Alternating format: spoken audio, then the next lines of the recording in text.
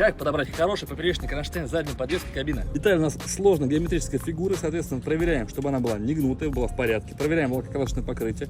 Очень часто натирают у нас вот в этом месте, потому что здесь ходит подвеска, здесь резиновое уплотнение, она натирает, туда-сюда ходит. Да, и в целом она должна быть целая. Если лакокрасочное покрытие у нас нарушено, соответственно, она быстро проржавеет и выйдет из строя. Бывают разные модификации, разные размеры, бывает лево-правое. Для того, чтобы убедиться, что этот кронштейн именно ваш, проверяем артикул по номеру автомобиля. Внутри крепления закладных гаек не должно быть оборванных болтов, резьба должна быть целая. Теперь ты знаешь.